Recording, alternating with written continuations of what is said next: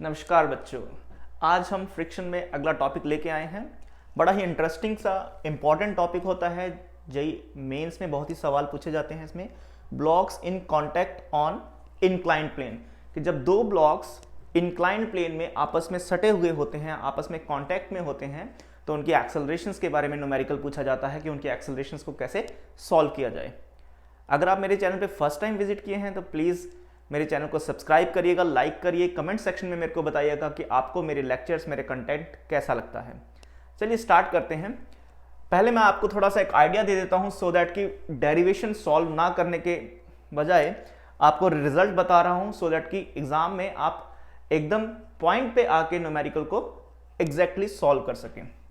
Let's say कि हमारे पास ये सिचुएशन है, दो ब्लॉक्स हैं हमारे पास, दिस इज एंगल थीटा, एक ब्लॉक ये है, एक ब्लॉक ये है। Let's say this is M1 block, ये M2 ब्लॉक है।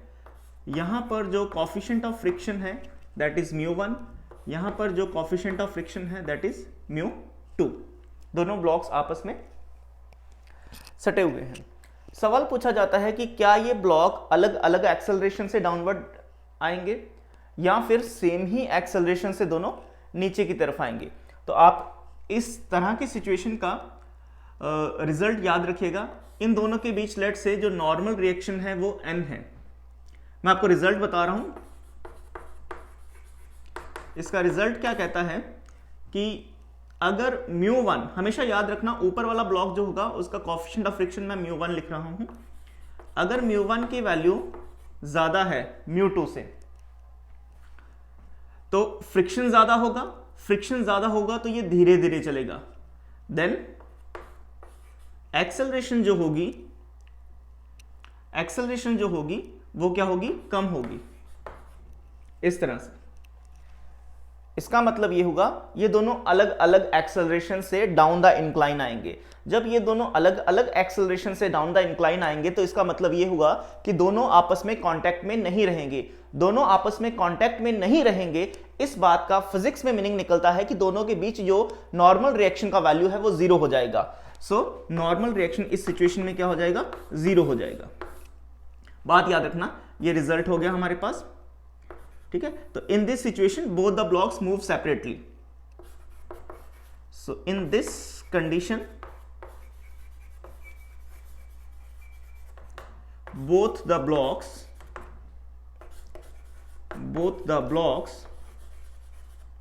move with separate accelerations, with their respective accelerations.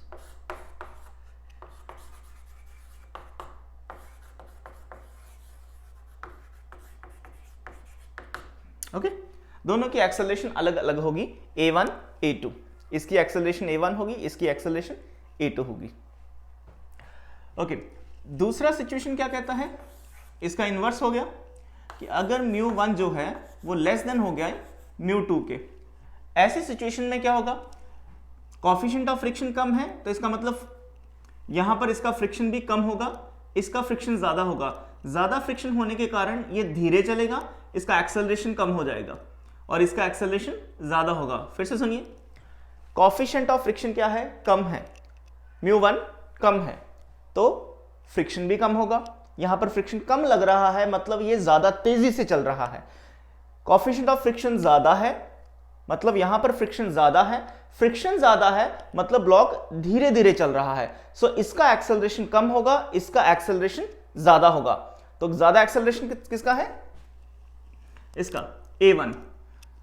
So A1 greater than A2। अब यार ये देखो, दोनों ये धीरे धीरे चल रहा है, ये फास्ट चल रहा है, तो क्या ये M1 जो है M2 को ओवरटेक कर जाएगा क्या, नहीं। तो ऐसी सिचुएशन में क्या होगा, ये जो सिस्टम है, टू ब्लॉक सिस्टम है, ये किसी तीसरी एक्सेलरेशन से दोनों साथ साथ नीचे आएंगे। इसका मतलब ये दोनों ब्लॉक ऐसी सिचुएशन में किसी एक कॉमन एक्सेलरेशन से डाउन द इंक्लाइन आएंगे। So in this situation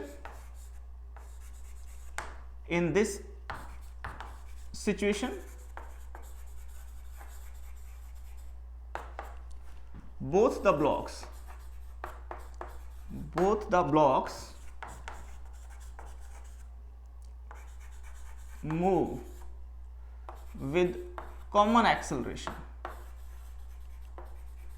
common acceleration.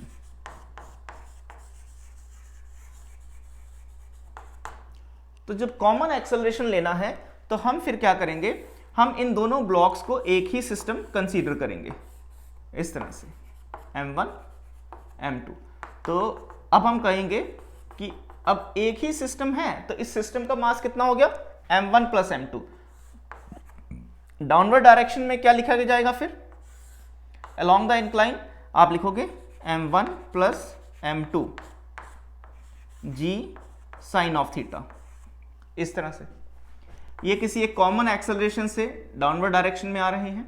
यहां पर दो फ्रिक्शंस कंसीडर की जाएंगी, F1 यहां पर F2 और यहां पर F1।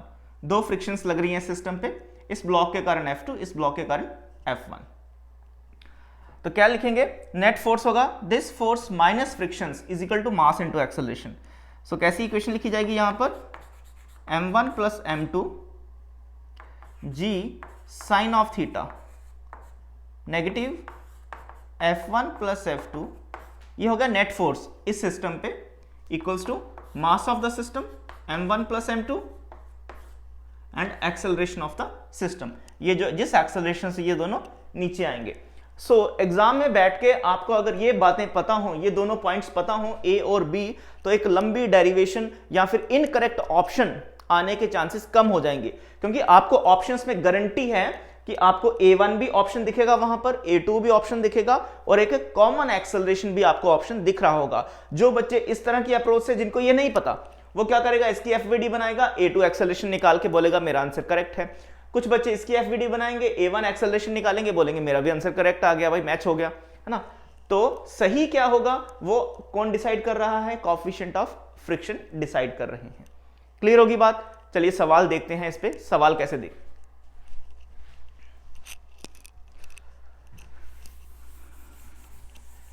क्वेश्चन का वैल्यू है, सेम सिचुएशन है मेरे पास, बस मैं अब न्यूमेरिकल वैल्यूज ले रहा हूं इनकी। तो m1 मैं रख रहा हूं 2 kg, m1 equals to 2 kg, m2 equals to 4 kg, μ1 equals to 0.2 और μ2 इक्वल्स टू 0.3। ये मेरे पास गिवन वैल्यूज हैं। अब देखो क्वेश्चन के हिसाब से कि ये कौन सा सिचुएशन है। यहां पर क्या आ रहा है, क्या μ1 μ2 से बड़ा है, नहीं है, तो आप कहोगे μ1 लेस देन μ2। थोड़ा लॉजिकली सोचते हैं, μ1 कम है मतलब यहां फ्रिक्शन कम है, इसका मतलब क्या हो गया कि ये तेजी से चलेगा। ये ज्यादा है, यहां फ्रिक्शन ज्यादा है, ये धीरे धीरे चलेगा। ये धीरे चल रहा है, ये तेजी से चल रहा है, इसका मतलब दोनों ब्लॉक, ये m1 इसके साथ सटा रहेगा, तो दोनों ब्लॉक साथ साथ नीचे आएंगे विथ सम कॉमन एक्सेलरेशन। तो ये जो इस वैल्यू के अकॉर्डिंग ये कौन सा केस बना, both the blocks move down the incline with common acceleration. तो कॉमन एक्सेलरेशन मैंने आपको बताया था। कॉमन एक्सेलरेशन कैसे सॉल्व करेंगे, इसको एक ही सिस्टम मानेंगे, तो ये हमारे पास ये एक ही सिस्टम हो जाएगा और इस सिस्टम पे इस डायरेक्शन में जो फोर्स लगेगा that is m1 plus m2 g sine theta. Theta को आप 30 डिग्री लिख सकते हो इस तरह से, है ना। ओके, और अपोजिट डायरेक्शन में आपको पता है फ्रिक्शन 1 और फ्रिक्शन 2 लिखा जाएगा, राइट। तो इस डायरेक्शन में मैं लिख रहा हूं F1 प्लस F2, दो फोर्सेस अपोजिट डायरेक्शन में लगेंगी। चलिए सॉल्व करते हैं। m1 इक्वेशन लिख लेते हैं पहले, m1 plus m2 g sine of 30 degree minus friction 1 F1 plus F2 equals to m1 plus m2 a। ये इक्वेशन हो गया। अब फ्रिक्शन 1 कितना होगा और फ्रिक्शन 2 कितना होगा। F1 क्या होगा, μ1 और N1। N1 कितना आता है आप सबको पता है, m1g cos ऑफ थीटा, है ना। जब आप देखोगे तो इस डायरेक्शन में इस डायरेक्शन में n1 आएगा और अपोजिट डायरेक्शन में जो फोर्स लगेगी वो कौन सी होगी, m1g cos थीटा, इस तरह से। सिमिलरली फ्रिक्शन 2 लिखा जाएगा μ2 m2g cos ऑफ थीटा। दोनों वैल्यूज यहां पर सब्स्टिट्यूट करते हैं। So m1 plus m2 g sine of theta minus ये आ गया μ1 m1g cos of theta plus μ2 m2g cos of theta, m1 plus m2 और एक्सेलरेशन आ गया। इसको कुछ टर्म्स कॉमन आएंगी, cos ऑफ थीटा कॉमन आ जाएगा और g कॉमन आ जाएगा, राइट। तो इनको हम थोड़ा कॉमन लिख लेते हैं, फिर देखते हैं क्या सिचुएशंस आती हैं। आप μ1 और μ2 की वैल्यूज यहां पर सब्स्टिट्यूट कर सकते हो। चलिए m1 और m2 का वैल्यूज पुट करते हैं। ये आ गया 2 kg और 4 kg है,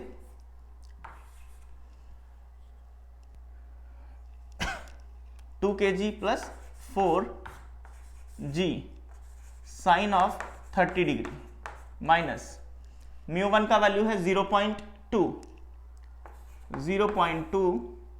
m1 है मेरे पास 2 kg multiply 10 cos 30 degree, cos of 30 degree plus, चलो cos 30 डिग्री मैं कॉमन लिख लूंगा, g cos 30 degree, g cos 30 degree, इसको कॉमन लिख लेते हैं। μ2 हो जाएगा 0.3, m2 का वैल्यू है 4, g cos 30 degree equals to m1 plus m2, ये आएगा 6 इंटू एक्सेलरेशन a। क्लियर होगी ये बात।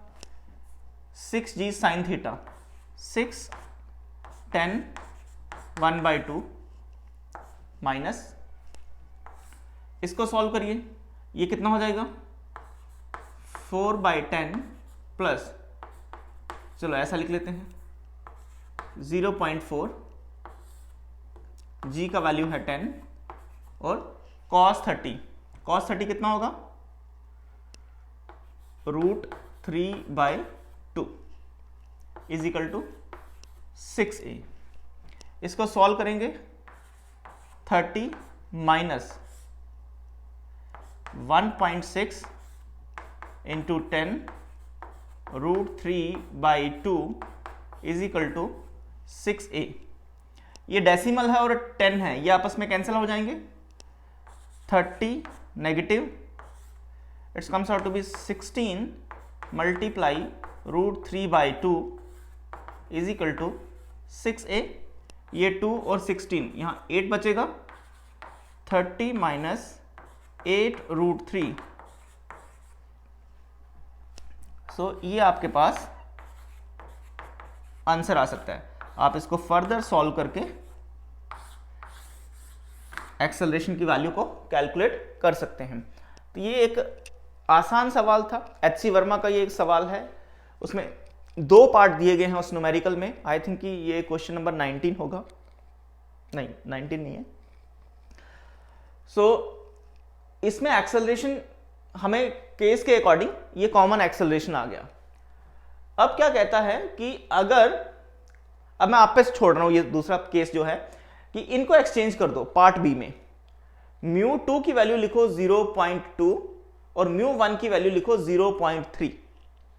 अगर इनकी वैल्यूज को आप एक्सचेंज कर देते हो 0.3 0.2 इस सिचुएशन में, तो अब आप देखोगे ये चीजें बदल जाएंगी, ये सिचुएशन बदल गई। अब μ1 ग्रेटर देन μ2 हो गया, ठीक। अब दोनों ब्लॉक सेपरेट हो जाएंगे, तो दोनों के बीच का नॉर्मल रिएक्शन का वैल्यू क्या हो जाएगा, 0 हो जाएगा। कई बार तो न्यूमेरिकल स्ट्रेट फॉरवर्ड पूछ लिया जाता है कि इस तरह का सिचुएशन है, बताओ इन दोनों के बीच का नॉर्मल रिएक्शन का वैल्यू कितना होगा। अगर आप इस लेक्चर के अकॉर्डिंग इस बात को समझ पाते हैं कि ये कंडीशन होगी, अब क्या कंडीशन होगी, अब कंडीशन है μ1 greater than μ2।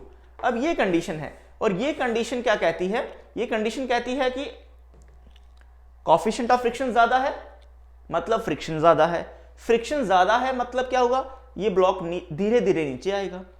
Coefficient of friction कम है, फ्रिक्शन कम है, फ्रिक्शन फोर्स कम है, तो ये ब्लॉक तेजी से नीचे आएगा, मतलब ये तेजी से आगे निकल जाएगा और ये धीरे धीरे आएगा, तो दोनों सेपरेट हो जाएंगे, तो दोनों के बीच का नॉर्मल रिएक्शन का वैल्यू कितना हो जाएगा, 0 हो जाएगा। बिना पेन कैलकुलेशन किए आप n = 0 को मार्क कर सकते हैं, बिल्कुल करेक्ट आंसर के साथ जा सकते हैं अगर आप इतना सा लॉजिक लगाते हैं। सो मैंने आपको दोनों केस बताए हैं, बड़ा ही मजेदार सवाल था, अच्छा सवाल था, इसीलिए आपके सामने रखा है सो दैट कि एग्जाम में जब भी दो ब्लॉक्स हटे हों तो आप एक, क्योंकि कैलकुलेशन करना आसान है, जल्दी से फ्री बॉडी डायग्राम बनाई और धड़ करना शुरू हो गए कि इधर mg, इधर ये, इधर वो। सोचना है कि कौन सा केस अप्लाई होगा। ए पार्ट तो केसेस कौन डिसाइड करेगा, म्यू की वैल्यूज डिसाइड करेंगी कि दोनों ब्लॉक साथ साथ नीचे आएंगे कि अलग अलग हो जाएंगे। फिर से आपको बताता हूं, लॉजिकली सोचिए, μ1 ज्यादा होगा तो ये इस पे फ्रिक्शन ज्यादा लगेगा और ये स्लोली नीचे आएगा। μ2 कम होगा, फ्रिक्शन कम लगेगा, जल्दी जल्दी नीचे आएगा। ये जल्दी से भाग गया, ये धीरे धीरे आ रहा है, इसका मतलब रास्ते में ये अलग हो गए हैं, ये बड़ी दूर निकल गया और ये धीरे धीरे आ रहा है। नॉर्मल रिएक्शन दोनों के बीच कितना हो जाएगा, 0 हो जाएगा। करेक्ट है, क्लियर है बात। अगर ये μ1 ज्यादा है, μ2 कम है, फिर क्या होगा, ज्यादा वाला सिचुएशन तो है, अगर ये कम है तो फ्रिक्शन कम लगेगा, फ्रिक्शन कम लगेगा तो ये तेजी से नीचे आएगा। इसका वैल्यू ज्यादा है, फ्रिक्शन ज्यादा लगेगा, फ्रिक्शन ज्यादा लगेगा तो ये धीरे धीरे नीचे आएगा।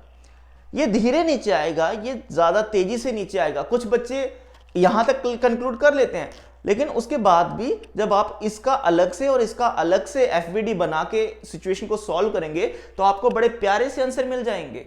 आपको मिलेगा कि इसका एक्सेलरेशन कुछ फॉर एग्जांपल 2.4 आ गया मीटर पर सेकंड स्क्वायर और इसका एक्सेलरेशन 3.7 मीटर पर सेकंड स्क्वायर आ गया। आप बोलोगे आपने क्वेश्चन सॉल्व कर लिया, आपसे पूछा गया था इसकी एक्सेलरेशन क्या है, इसकी एक्सेलरेशन क्या है, आपने कहा इसकी एक्सेलरेशन ये आ गई 2.4, इसकी एक्सेलरेशन आ गई 3.7।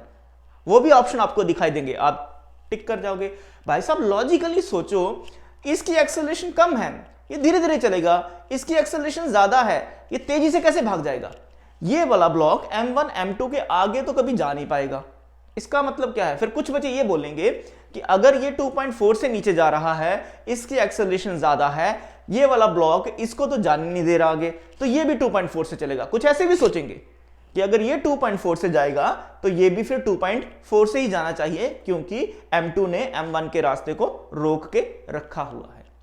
नहीं, ऐसा भी नहीं है। क्यों नहीं है, क्योंकि इन दोनों के बीच नॉर्मल की वैल्यू अब 0 नहीं है। ये दोनों एक दूसरे पे नॉर्मल रिएक्शन लगा रहे हैं, जिस फोर्स के कारण, उस एक्स्ट्रा फोर्स के कारण इनके बीच, क्योंकि जब आप इनकी अलग अलग एक्सेलरेशंस कैलकुलेट करोगे कुछ इस तरह से, तो आप लिखोगे ना यहां पर m2g साइन ऑफ थीटा और इधर क्या लिखोगे, फ्रिक्शन लगा जी। तो आप देखोगे आपकी कैलकुलेशन में एक चीज की कमी रह रही है, m2g कॉस ऑफ थीटा और इधर नॉर्मल।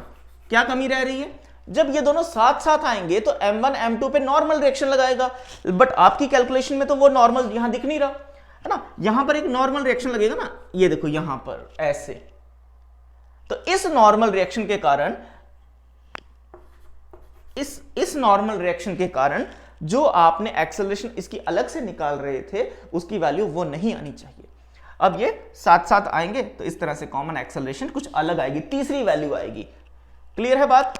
तो आप जब इनकी अलग अलग एक्सेलरेशन निकालते हैं तो आप शायद इस चीज को मिस कर जाएंगे, तो ये बात थोड़ी ध्यान में रखिएगा कि जब अलग अलग एक्सेलरेशन होगी तो इस नॉर्मल रिएक्शन के कारण कॉमनली मूव किए हैं, तो देखो कोई तीसरी एक्सेलरेशन आ रही है। तो मैं आपको अब कहता हूं, आप इस बात को, इस न्यूमेरिकल को सॉल्व करना, इस वैल्यू को लेके, दोनों की अलग अलग वैल्यूज आनी चाहिए।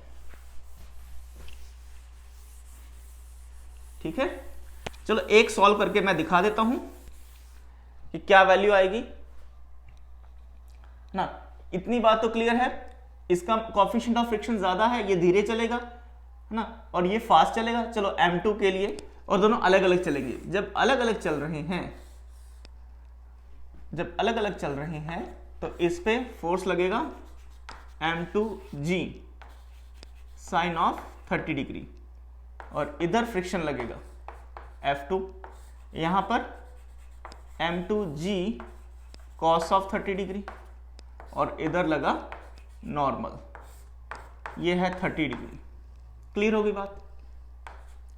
और ये किसी A2 से नीचे आ रहा है। ये फ्रिक्शन कितना होगा? फ्रिक्शन होता है μ2 N2। N2 कितना है? M2G cos ऑफ 30 डिग्री, तो ये हो जाएगा μ2 M2G cos ऑफ 30 डिग्री। ये हो जाएगा फ्रिक्शन का वैल्यू। अब नेट फोर्स कितनी हुई? This force minus friction, so M2G sine of 30 degree minus friction. Friction कितना है? μ2 M2G cos ऑफ 30 डिग्री, ये आ गया, equals to mass into acceleration. Clear है? ए को भी 2 लिख देते हैं। लीजिए M2 ये कॉमन आ जाएंगे, ये आएगा G sine of 30 degree minus μ2 G cos of 30 degree equals to M2 A2। ये M2 और M2 आपस में कैंसिल हो गए। वैल्यूज पुट करते हैं, G को G ही रहने देते हैं, साइन 30 1/2 माइनस μ2 है 0.2 अगेन G, और cos 30 कितना होगा? √3/2 इक्वल्स टू एक्सेलरेशन A2। आप इसको सॉल्व कर सकते हैं, तो 1/2 कॉमन आ सकता है, या ये 2 से 2 कैंसिल हो सकते हैं, कुछ भी आप लिख सकते हैं। तो आप इसको ऐसा लिख लो, G/2 1 minus 0.2 √3 is equal to acceleration. Further आप इसको आसानी से सॉल्व कर सकते हैं। इसको जब आप सॉल्व करोगे, मैं भी कर सकता हूं, ऐसी बात नहीं है, लेकिन कोई लॉजिक नहीं बैठता। जो कॉन्सेप्ट था वो मैंने आपको सिखा दिया है। अब कैलकुलेशन पार्ट बता है, कैलकुलेशन पार्ट आप इसको आसानी से √3 की वैल्यू रख के डेसिमल्स को सॉल्व कर लो। ये अलग वैल्यू आएगी, ये A2 है, A2। इसी तरह से A1 आएगा। ठीक है, आई होप कि आपको ये न्यूमेरिकल, ये कॉन्सेप्ट समझ आया होगा, मजेदार लगा होगा, और साथ ही साथ इंपॉर्टेंट भी लगा होगा।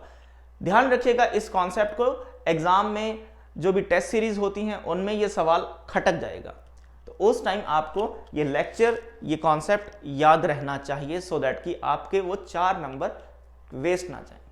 Wish you all the best. लगे रहिए, मेहनत करते रहिए, और अपने टारगेट को अचीव करिए। Bye bye.